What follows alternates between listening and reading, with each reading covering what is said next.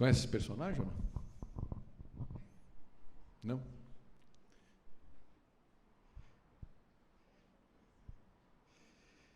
Pequeno Príncipe, Saint-Exupéry. E uma frase que eu queria trazer para vocês, porque tem muito a ver com os nossos dias. No mundo que se faz deserto, temos sede de encontrar um amigo. Amém? Não sei qual é a sua realidade. Temos aqui algumas famílias, são imensas, né? Para fazer uma festa vai sem facinho, né? E no mundo virtual, né? Eu resisti à tentação de colocar as frases de novo aqui do Bauman, né? Do Zygmunt Bauman, que a gente já trouxe. Hoje em dia a gente tem, né, por exemplo, na internet, né, os relacionamentos líquidos, que ele chama, né? Ou seja, muita gente, de repente você tem lá, não sei, 1000 e poucos amigos na internet. Mas quantos que você pode considerar amigos mesmo? Não é? Aquelas pessoas que você pode contar em todos os momentos. Pequeno Príncipe é um livro, né, que eu dei para Tô quando a gente estava namorando, né? Esses dias, um dia desse. Bom, namorando a gente ainda está, viu, bonitão? Só para você saber. Certo? Mas naquela época, antes de casar, né, eu dei um livro, foi o primeiro livro que eu dei para Tô, né? Eu lembro a frase, né? Uma frase célebre ali, né? Tu te tornas eternamente responsável por aquilo que cativas, né? Certo? É a frase desse livro aqui.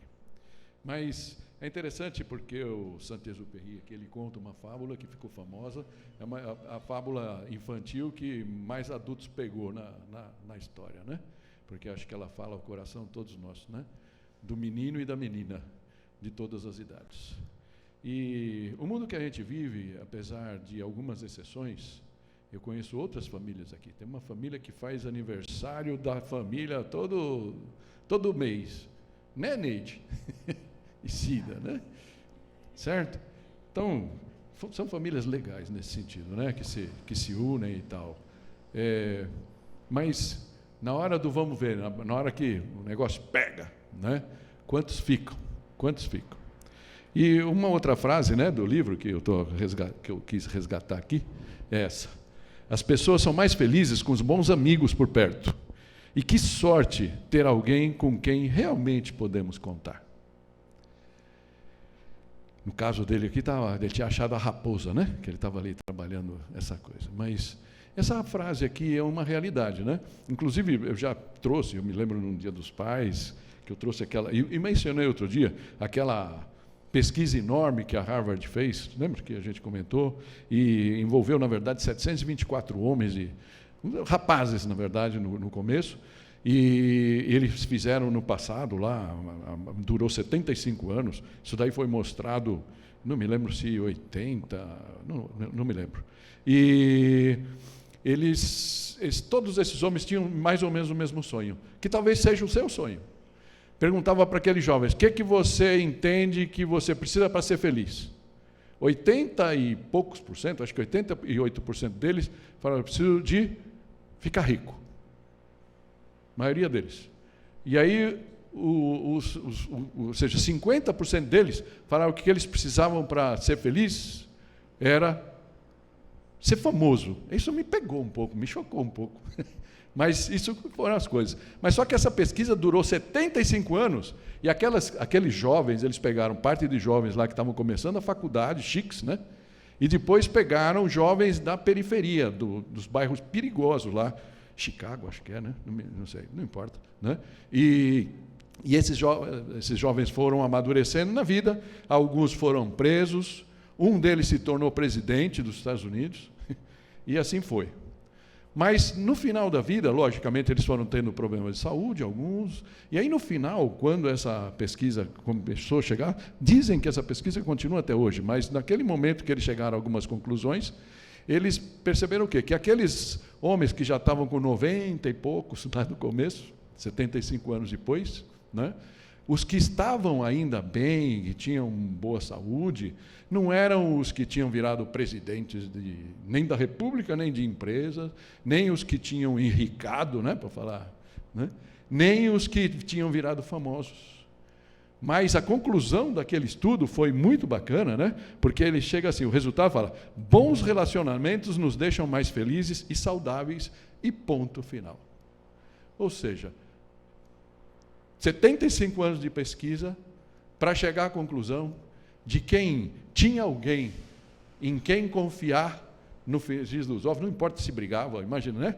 Marido e mulher, né? Que nem a todos, desde que eu dei o Pequeno Príncipe para ela, a gente quase não brigou, né? Mas algumas coisas. Né? Mas não importa, eu sei que eu posso contar com ela. E eu sei que ela pode contar comigo. E isso faz muita diferença. E aí eu deixo uma pergunta para você, nesse começo de reflexão. Você tem alguém com quem realmente pode contar? Queria que a gente refletisse sobre esse tema. Onde encontrar um verdadeiro amigo?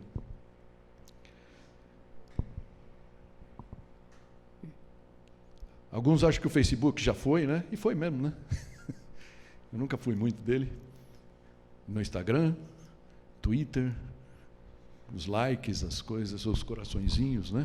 Que a gente costuma acumular. Alguns fazem negócios nisso. Mas quando você espreme no final do dia, o que fica? Quando você vai para a cama, o que você leva para você, para construir? Quem pode ser realmente um amigo que faça diferença na nossa vida? Eu queria compartilhar com vocês uma história bíblica, né? E eu poderia falar, passando, né, durante essa semana, pensei em vários. Pensei até um texto que o Anderson gosta muito, da mulher samaritana. Mas depois pensei em Mateus, que a gente já tratou várias vezes aqui, que é muito legal. Mas eu acabei pegando, e eu queria compartilhar com vocês a história de Pedro. Porque Pedro, não sei quanto a você, mas Pedro, eu acho que ele pode se identificar com qualquer um de nós. Uma pessoa comum, uma pessoa que até estava resolvida de alguma maneira, né? Tinha um negócio, não dá para saber se era um negócio muito rentável ou não, mas, de repente, ele esbarra com Jesus, ou Jesus esbarrou com ele. E eu queria compartilhar um pouco com vocês essa história. E eu quero, para isso, usar Lucas 5. Eu sei, esse negócio hoje aqui, eu sei que por causa do coisa que isso aqui está bem na frente, mas vocês conseguem ler lá? Tudo bem? Dá para ver? Ok. Então, Lucas 5, a partir do versículo 1, conta para a gente, e eu não vou ler todo o texto de uma vez, a gente vai lendo aos poucos e vai comentando, tá bom? Diz assim: certo dia, Jesus estava perto do lago de Genezaré, e uma multidão o comprimia de todos os lados para ouvir a palavra de Deus. Então, esse lago de Genezaré aqui é o mar da Galileia, que é conhecido, né? Onde boa parte do ministério de Jesus e dos discípulos ocorreu ali. E havia muita gente interessada. Jesus muitas vezes saiu de um lugar, porque ele fala, pô, pessoal, é o famoso que hoje em dia fala pão e circo, né? O pessoal só ia atrás de Jesus porque ele dava de comer, multiplicava os pães, ou ele curava, ou ele expulsava os demônios, e aí então tinha algum interesse, Jesus tinha alguma utilidade. Mas parece que nessa vez aqui, as pessoas estavam mesmo para escutar. Porque as palavras dele não eram as palavras como as minhas, talvez. Provavelmente, com certeza não eram como as minhas, não eram como de um religioso qualquer. Ele deixava a religião, aquela religião que você mastiga e parece que não tem sabor, a religião dos dogmas e das obrigações e das acusações, para trazer água fresca, para falar de libertação, como o Vinícius falou. E isso cativava as pessoas. E por isso ele estava na beira do lago lá, do mar, né, esse lago aqui está chamando Lago de Genezaré, e apertado ali, não conseguia, o pessoal ali quase tocando nele, e aí ele olha para o lado, né, o texto vai falando para a gente, viu à beira do lago 2 barcos deixados ali pelos pescadores, que estavam lavando suas redes. Manhã, depois de pescar a noite inteira, sei qual proximidade que você tem com esse assunto, né? Mas quando você traz uma rede, ainda mais se não vem peixe, né? Vem um monte de coisa, galho, toco. Hoje em dia é saquinho plástico, copo de iogurte. Logicamente naquele tempo não tinha isso, mas vinha um monte de sujeira ali. E aí Jesus entra no barco que pertencia a Simão e pediu-lhe que o afastasse um pouco da praia. Então sentou-se do barco e ensinava o povo. E aí a pessoa aqui, esse Simão, que o texto fala, é Simão Pedro, como a gente vai ver, né? Então, Pedro, será que seria coincidência que Jesus estava aí bem do lado daquele barco? Será que Jesus tinha chegado até perto dos barcos de Pedro ali, dos primos dele, por acidente? Ou por uma aproximação intencional? Eu creio que foi uma aproximação intencional, dá para a gente perceber isso. Por quê? Que não era a primeira vez que Jesus estava encontrando com Pedro. Na verdade, essa era a terceira vez que ele se encontrava. Tá? No capítulo 1, se você pegar o Evangelho de João, né, um dos mais conhecidos, João vai contando lá a história de João Batista, e aí em um determinado momento ele vai falando que João Batista começa a ver Jesus. Jesus tinha 6 meses menos que João Batista, né? E aí Jesus começa a aparecer ali, e aí cada vez que Jesus aparecia, João Batista virava e falava: olha, veja o Cordeiro de Deus que tira o pecado do mundo. É assim que João Batista falava. E João Batista tinha vários discípulos, entre eles o João, que é o evangelista aqui, né, no caso do que fez o Evangelho de João, e o outro era André. André era irmão do Pedro, né? Irmão de Simão.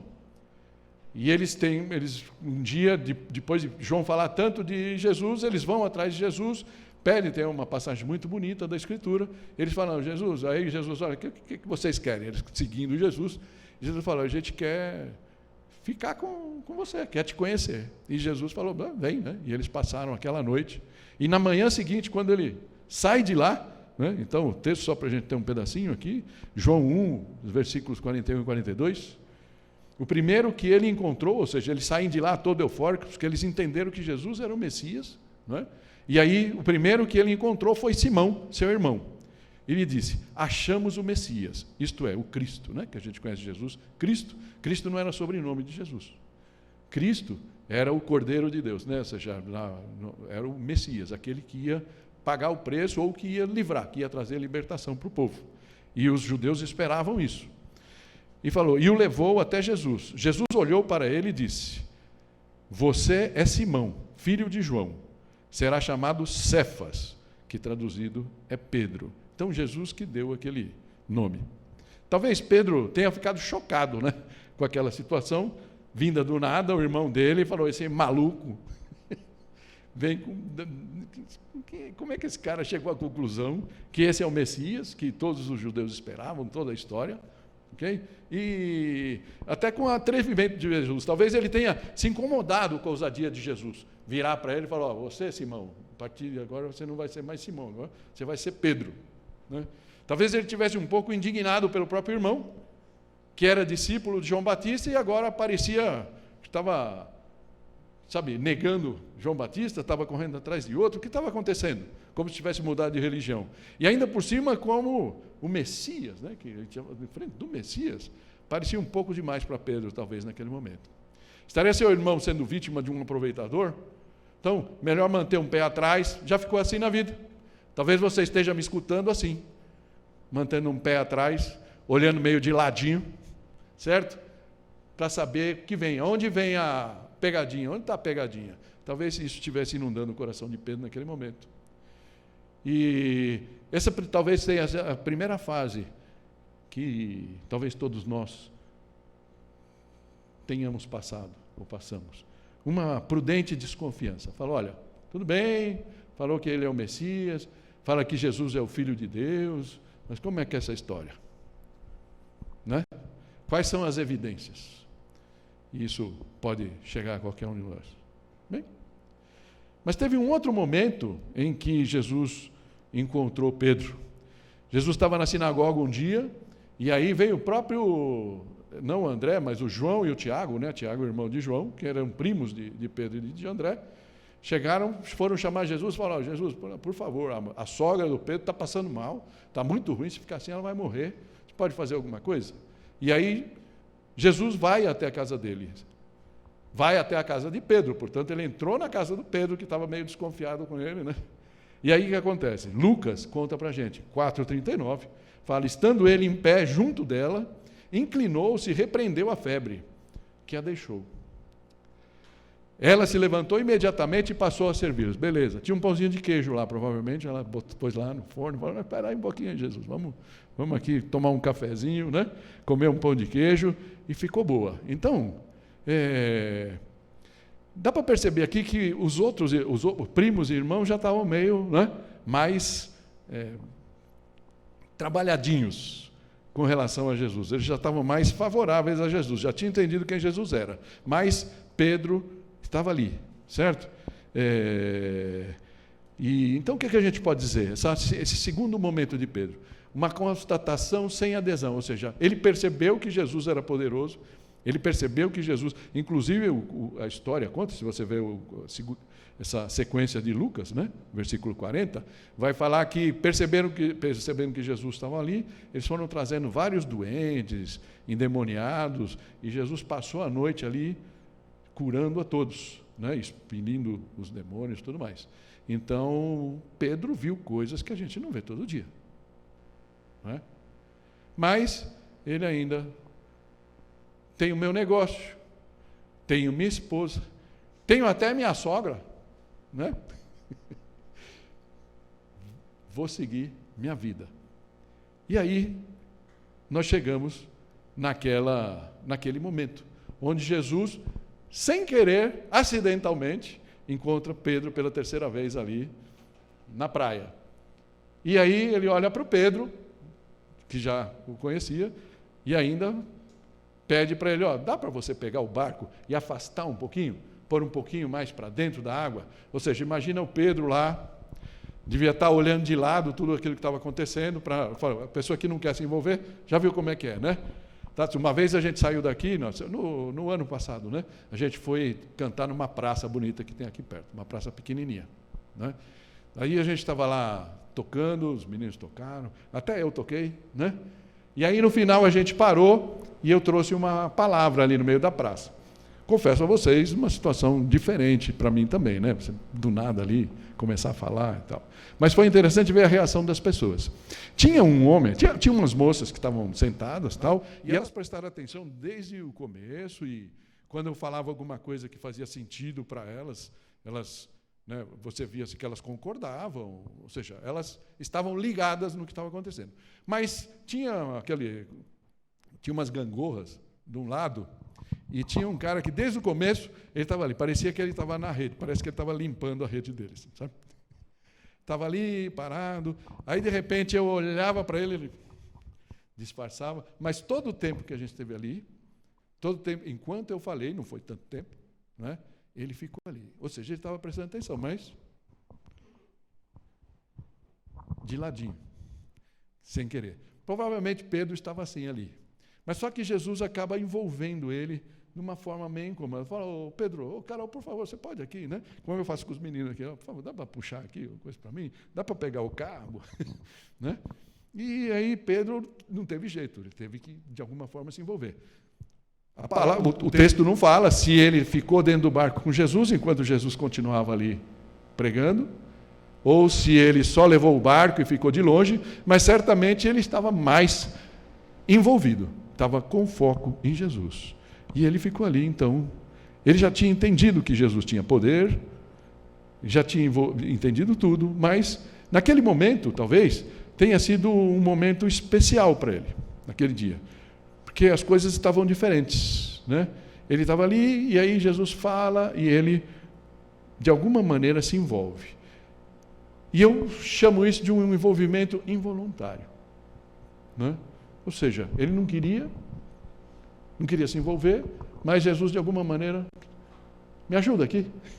E colocou ele dentro daquele momento. O texto segue, falando assim, tendo acabado de falar, disse Simão, vá para onde as águas são mais fundas, e a todos lancem as redes para a pesca. O que está acontecendo aqui? A gente não tem o discurso de Jesus, né? A gente não sabe o que Jesus estava falando. Provavelmente era coisa legal. Como Jesus fala, a palavra fala, ele sempre dizia assim para as pessoas: olha, o reino de Deus está próximo. Arrependam-se. Arrependam-se. Porque é chegado o reino de Deus. Essa palavra arrependa-se não é uma palavra fácil. Não é uma palavra que a gente olha com bons olhos.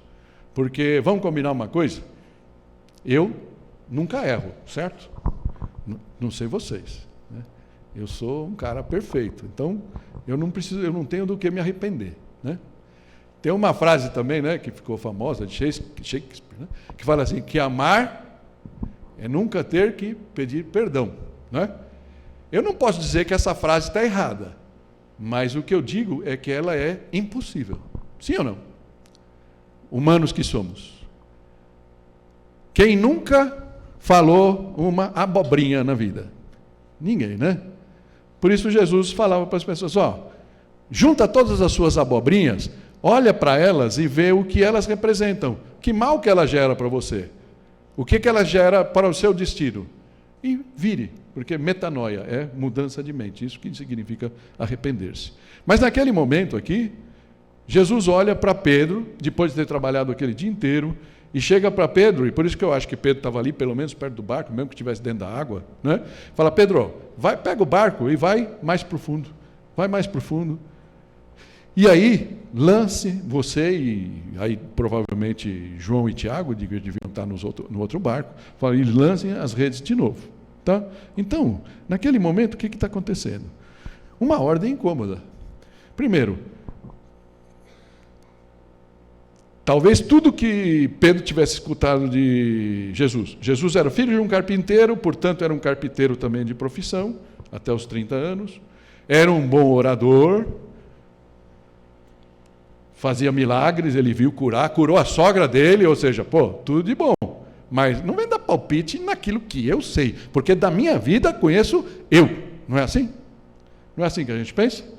Ninguém sabe onde meu calo aperta. Eu não sei onde aperta o calo de vocês, eu tenho uma noção, mas cada um acha assim. Então, Pedro, naquele momento, ele poderia, com certeza, isso passou pela cabeça dele. Ele falou, cara, eu passei a noite inteira aqui, pescando.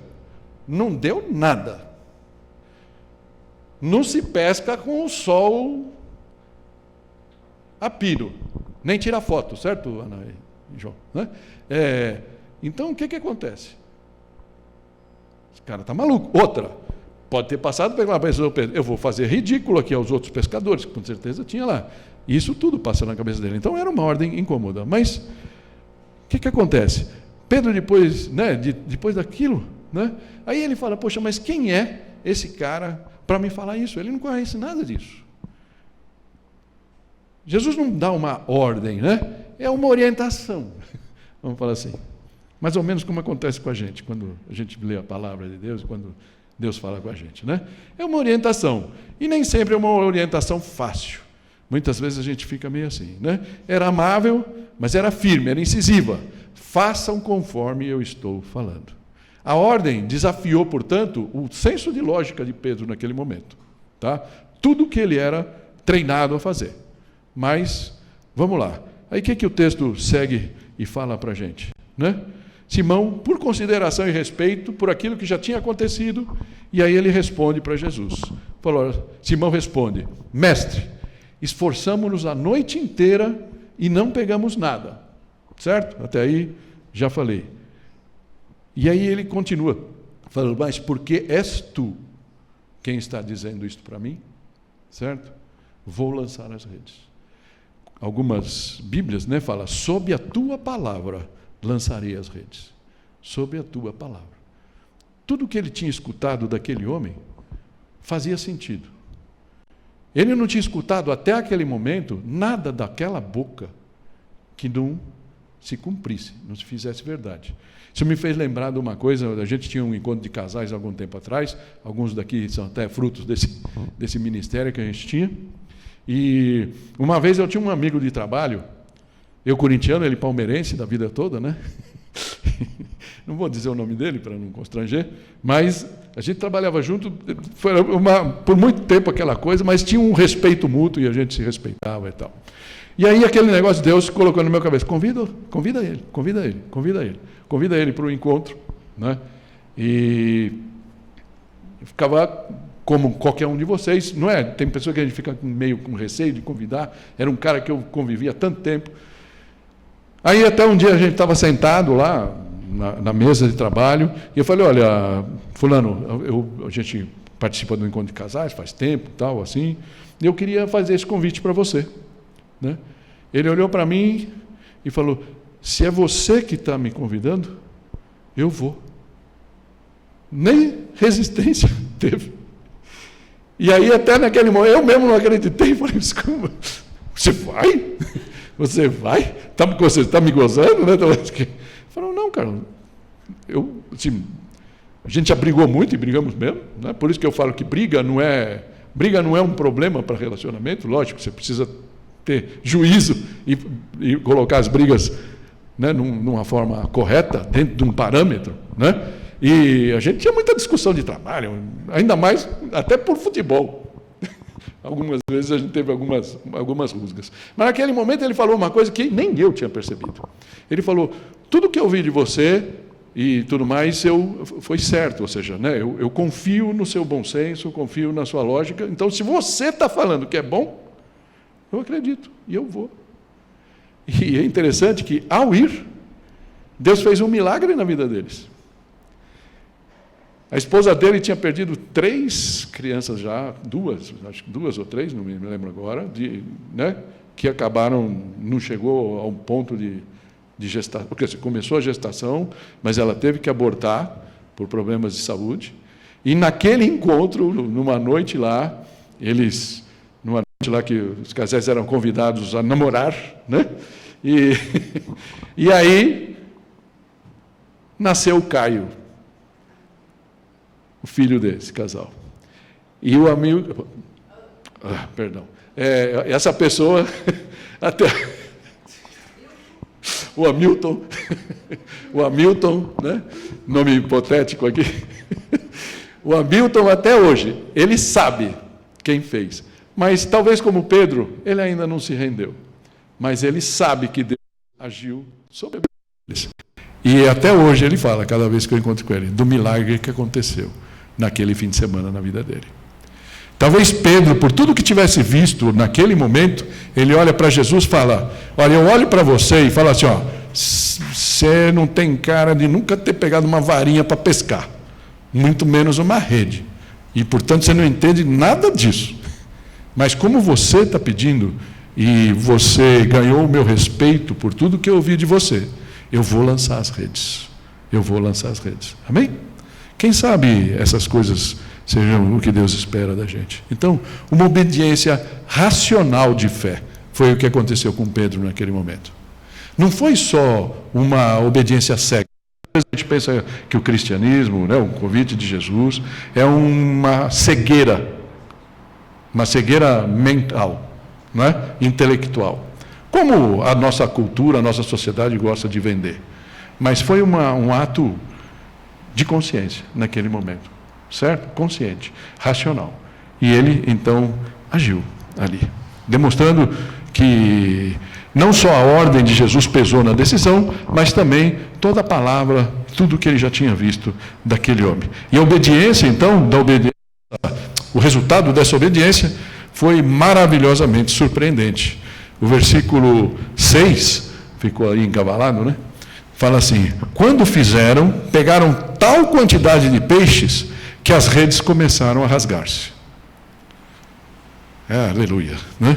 Uma coisa maluca. E aí fala assim, então fizeram sinais aos seus companheiros no outro barco para que viessem ajudá-los. E eles vieram e encheram ambos os barcos, a ponto de quase começarem a afundar, né? De tanto peixe que eles tinham pegado. E aí, o que acontece, né? Aí Pedro, quando Simão Pedro viu isso, prostrou-se aos pés de Jesus e disse, afasta-te de mim, Senhor, porque sou um homem pecador. A sandália da humildade. O homem na frente do espelho, né? Pedro deixa de ver ali o carpinteiro e passa a ver o Senhor. É interessante, né? Pela primeira vez, Pedro chega e fala, afasta-te de mim, Senhor. Assim como Isaías fez, assim como tantos profetas fizeram. Fica claro para ele, então, que aquilo era sobrenatural. Cai a ficha. Nós que somos jovens mais maduros sabemos bem. Talvez você nunca tinha visto uma ficha, mas você entende o conceito de cair a ficha? Não? Quando você tinha que usar o telefone público, você punha lá a fichinha, né? E aí quando a pessoa você discava o número, quando a pessoa atendia do outro lado, a fichinha, plim, né? Esse é o conceito do cair a ficha. E assim acontece com a nossa consciência. Naquele momento, de toda a trajetória de Pedro, do tudo bom que ele devia ser, achando-se empresário, né? Empresário da pesca, melhor do que seu irmão, porque seu irmão era maluco, um carola, que estava buscando gurus aí, certo? E ele sabia bem firme nas pernas dele. Mas naquele momento, ele se depara com uma realidade. Ele reconhece em Jesus o Messias vindouro. E aí, se dá conta da realidade de quão pecador ele era. Quão pecador, quão impuro ele era. E aqui eu queria deixar uma pergunta para você também, e uma reflexão. A gente costuma se achar muito bonzinhos, né? Nunca matei ninguém, nunca roubei ninguém. E a lista acho que para por aí, né? Porque as outras coisas a gente costuma fazer sem perceber, até, sem se dar conta. E aí, imagine que eu recebi, eu acabei esquecendo disso. Eu nem sei se pode, né? Porque com o YouTube a gente está meio engessado nessas coisas. Mas eu recebi essa semana, talvez algum de vocês tenham recebido, um vídeo, fizeram uma coisa, eles puseram um Jesus sentado, né? Puseram um rapaz com, lógico, semelhança, né? Com Jesus, pelo menos o Jesus que a gente conhece, né? Dos vídeos, das fotos e tudo mais, ainda com a coroa de espinhos e tudo mais, com aquela túnica, sentado numa cadeira, e trouxeram várias pessoas com uma banda, ou seja, pessoa sem poder enxergar, numa cadeira bem em frente. Se alguém quiser, pode me pedir, eu passo para vocês isso daí depois, né? Bem em frente. E aí, quando a pessoa senta, mas bem próximo, bem perto mesmo, né? E aí tiram a venda do rosto da pessoa. E começaram a filmar a reação das pessoas diante de Jesus. Um Jesus que, lógico, na hora a pessoa, mas que é isso? É uma brincadeira, uma simulação, mas demora uma fração de segundos que as pessoas embarquem. E a maioria delas tem uma reação, assim, muito, eu não posso dizer inesperada, mas surpreendente. A maioria delas chora. Um rapaz põe as mãos assim e fica chorando lá uns 5 minutos, não é? Algumas meninas vão e se ajoelham e abraçam Jesus e coisas assim, né? Então, qual seria a nossa reação? Qual seria a sua reação se Jesus aparecesse para você hoje, em carne e osso? Talvez sua reação fosse assim, falar, olha, afasta-te de mim, porque eu sou pecador, sou pecadora. Ou falasse como Isaías, olha, eu sou um homem impuro, de lábios impuros. Mas graças a Deus, porque Jesus veio ao mundo justamente para a gente, como a gente. Pecadores, pessoas imperfeitas, pessoas de asa quebrada, de perna quebrada, física e emocionalmente. E Ele quer nos resgatar. Amém? Complemento aqui, que nem precisa mais, mas por que Pedro tem aquela decisão? Porque o versículo de 8 a 10, aqui o começo fala, pois ele e todos os seus companheiros estavam perplexos com a pesca que haviam feito, como também Tiago e João, os filhos de Zebedeu, sócios de Simão. Ou seja, eles olhavam para tudo aquilo, eles sabiam que aquilo era sobrenatural. Eles passaram a noite inteira ali, e como que vai aparecer o tanto peixe de repente lá? Não é? Eles sabiam que tinha ali a mão de Deus, é uma coisa sobrenatural. Né? E por isso Pedro chega a essa conclusão. O que a gente pode dizer? Aproximar-se com Jesus, Deus evidencia as nossas imperfeições. Então, ali, uma quinta sensação deve ter tomado o coração de Pedro, uma consciência da sua própria impureza. Interessante que a Bíblia fala para a gente que em Romanos 3, 23 fala: pois todos pecaram e estão destituídos da glória de Deus. Todos pecaram. Você fala: puxa, mas eu sou tão bonzinho, boazinha. Mas o nosso padrão, a gente se compara com quem? Qual é a nossa régua? O outro, né? Você olha o teu vizinho, o teu amigo, teu irmão, teu parente. Eu olho à toa, a primeira que eu olho é à toa, né? Eu falo: eu sou menos pecador que à toa, né? Ou mais, depende do momento, certo? Mas todos nós pecamos, porque isso vem de berço, desde Adão e Eva. Mas graças a Deus, porque Jesus, João em 3,16 fala assim: porque Deus tanto amou o mundo, que deu o seu Filho unigênito para todo aquele que nele crer não pereça, mas tenha a vida eterna. Amém? Jesus veio ao mundo não para deixar para a gente todos os ensinamentos que ele deixou, e são lindos, são maravilhosos. Algumas outras religiões, então, pegam, né, à la carte, né, alguns dos ensinamentos de Jesus e falam e fazem a sua própria tese de espiritualidade, não é?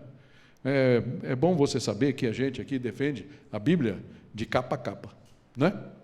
Não tem nada aqui fora, não dá para tirar nada. Desde Gênesis até o Apocalipse é uma unidade, uma perfeição. E tem muitos ensinamentos para qualquer um de nós. Então a gente pode tomar Jesus como um guru. Alguns falam: não, uma pessoa elevada, né? Algumas coisas desse tipo. Mas, na verdade, a maior missão de Jesus não foi nada disso. A maior missão de Jesus foi morrer. E ele não morreu em vão. E eu espero que ele não morra em vão também para você. Ele veio morrer naquela cruz para que eu e você tivéssemos uma possibilidade de ter nossa vida resgatada, nossos pecados perdoados, uma nova folha para a nossa vida, branquinha, limpinha, sem mácula. E ali ele escreve, ele quer ajudar a escrever uma nova história na nossa vida. Amém? Voltando para a nossa história, a resposta de Jesus para Pedro foi muito simples. Jesus disse a Simão: não tenha medo. Não tenha medo. Não importa o que as pessoas falem. Não importa o que o mundo fale. Não importa o que os políticos falem. Não importa o que a sua própria história fale. A sua inteligência. Aquilo que você aprendeu. Existe um momento na vida que todos nós nos encontramos com o espelho. Em um momento de inflexão. Falar: quem eu quero ser até o final da história? Eu quero ir para a eternidade com Cristo, com Deus, vivendo bem, vivendo em paz, em comunhão? Ou eu quero aproveitar tudo que eu puder aqui, sugar, como o Vinícius falou, alcançar o céu, como se fosse possível, neste mundo, fazer uma torre de Babel, como o homem tentou, e agora estão tentando de alguma forma diferente na política, não é? Mas, quando morrer, acabou tudo. Eu creio que não acabou tudo, porque a Bíblia me ensina assim. Amém? E está nas nossas mãos essa decisão. Tomar essa decisão de mudança. Ali, Jesus chega para Pedro e vai dar uma missão para ele. Ele fala: não tenha medo, de agora em diante você será pescador de homens. Jesus atribui ali uma nova vocação, né, para ele, ser pescador de homens, serem evangelistas. Pedro não entendeu isso, nada no momento, mas a gente sabe que depois ele foi. O maior sermão que existiu no mundo, né, de pessoas convertidas, foi o primeiro sermão de Pedro, sem saber nem como nem porquê. Está lá em Atos 2. Então, eles arrastaram os seus barcos para a praia, deixaram tudo e o seguiram. Portanto, naquele momento, a confiança deles foi total, sem reservas. Isso é o que a gente chama de fé. Eu gosto dessa definição de Hebreus 11:1, que fala assim: ora, a fé é a certeza daquilo que esperamos e a prova das coisas que não vemos. Interessante isso, né? E aí, lembrando de novo do Pequeno Príncipe, Uma das frases que ele gosta, e é repetido no livro algumas vezes, ele fala que o essencial não é visto com os olhos, mas é visto com o coração. E é com o seu coração e com o meu coração que Jesus quer falar hoje. Amém? É essa visão que Jesus quer despertar em você. Será que você consegue vê-lo com o seu coração? Para terminar, Romanos 1, de 9 a 10, diz assim, na verdade não é 1, é 10, né? Não importa aqui, né? O texto fala assim, se você confessar com a sua boca que Jesus é Senhor e crer em seu coração que Deus o ressuscitou dentre os mortos, será salvo. Pois com o coração se crê para a justiça e com a boca se confessa para a salvação. Amém? Você pode olhar para esse versículo e falar, o que eu tenho que fazer? A resposta está aqui. Com a tua própria boca, com a tua mente. Falar, Senhor, eu confesso que o Senhor é Senhor. Que Jesus é o Filho de Deus, é o Deus encarnado. Amém? E crê no seu coração. É isso que a Bíblia nos ensina. E aí, esse texto, né, é 10, né, Romanos 10, perdão, estava errado ali. Como diz a Escritura, todo o que nele confia jamais será envergonhado. Amém? Não existe vergonha nos que seguem Jesus. A gente pode vir aqui nessa igreja, a gente pode ir numa igreja em Sorocaba, a gente pode ir numa igreja em Belo Horizonte, a gente pode ir numa igreja na Suíça, a gente pode ir numa igreja nos Estados Unidos, em Salvador, e a gente vai entrar e a gente vai ser acolhido. Amém? Por quê? Porque nós somos família, família de Deus. Onde encontrar um amigo verdadeiro? Jesus hoje está chamando e perguntando, você também quer ser amigo de Jesus? Fecha teus olhos.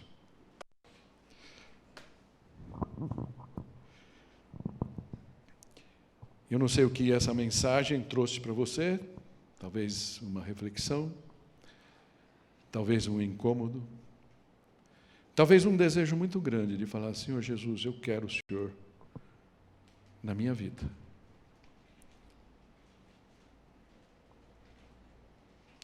Eu queria te desafiar a dar um passo de fé, a assumir esse sacrifício que Jesus fez.